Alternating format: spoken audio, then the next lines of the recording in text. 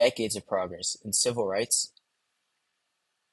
education, and workplace protections vanish almost overnight. That's the stark future Project 25 threatens to create.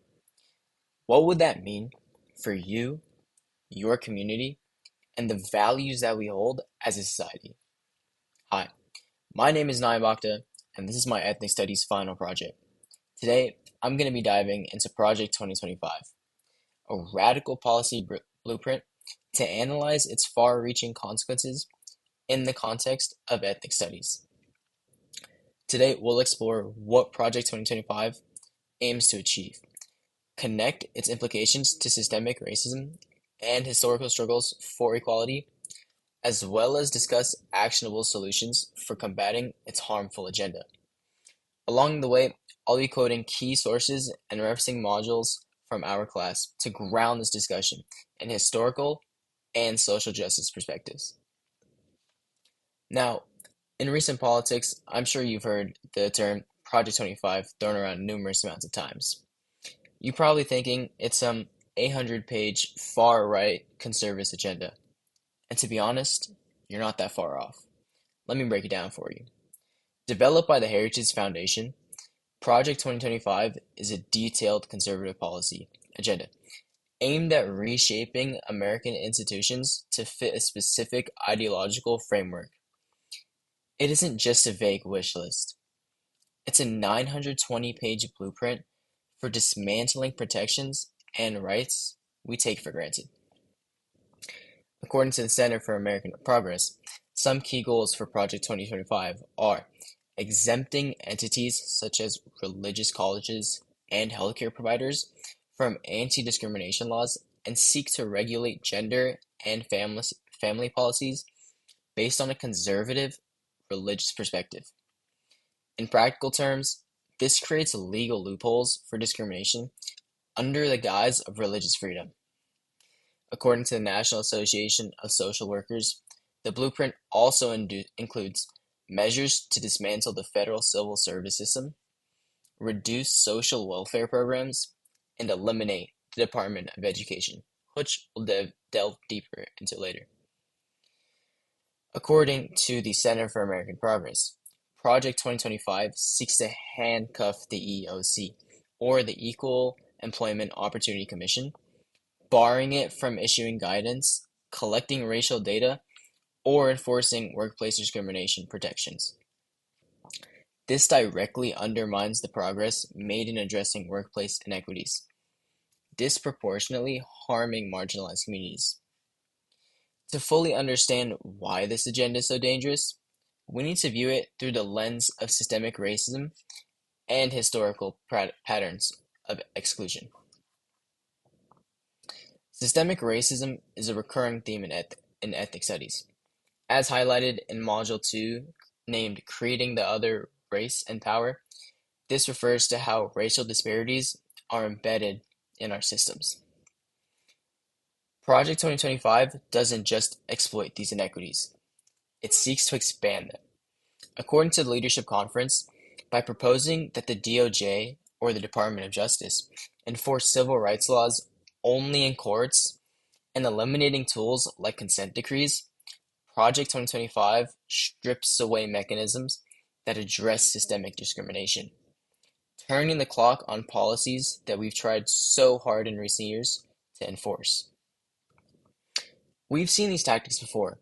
In Module 15, Racial Democracy, Power, and Creating New Futures, we examined the Wilmington Coup of 1898. In the Wilmington Coup of 1898, white supremacists dismantled black-led governments to maintain racial control.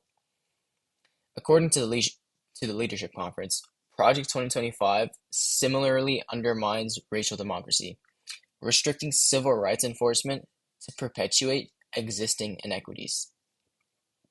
Let's talk about education. Education is a recurring site of struggle for equity. We all know this. Project 2025's proposal to eliminate the Department of Education and cut Title I funding is especially devastating, especially coming from a 60-year-old such as myself. Title I funding, if you didn't know, supports nearly two-thirds of public schools and low-income students, Cutting it jeopardizes over 180,000 teaching positions, disproportionately harming marginalized communities. We can connect this back to Module 2, which highlighted how inequities in education perpetuate systemic disparities across generation. The scope of Project 2025 extends beyond civil rights. It also targets reproductive rights. By expanding digital surveillance, it enforces harmful policies, disproportionately affecting women. According to the Leadership Conference, once again, this includes surveillance of women seeking reproductive health care, a move that threatens personal autonomy and privacy. From dismantling education equity to undermining civil rights and reproductive freedoms, Project 2025 builds on historical patterns of exclusion and oppression. Let's talk about the current status of Project 2025. Project 2025 is gaining traction among conservative lawmakers and think tanks. Its detailed blueprint signals that it's not just a proposal, but a coordinated strategy. According to the Center for American, the Center for American Progress, the campaign actively seeks to roll back decades of progress in civil rights and equity, aiming for broad institutional change.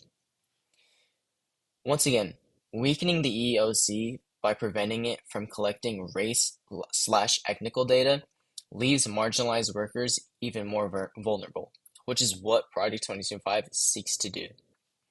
In other words, Project 2025 is limiting federal institutions from collecting ethnical data and continuing to discriminate among marginalized workers. This makes it nearly impossible to identify and address workplace discrimination, which effectively erases systemic inequities from public view. Project 25 doesn't just aim to turn back the clock. It seeks to institutionalize harm, creating frameworks that entrench exclusion and inequality. While the stakes are high, history has shown us that resistance and advocacy can make a difference.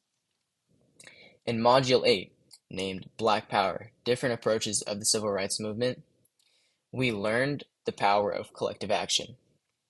The Civil Rights Movement overcame systemic barriers through organized resistance, and we can learn from those strategies and implement those strategies today.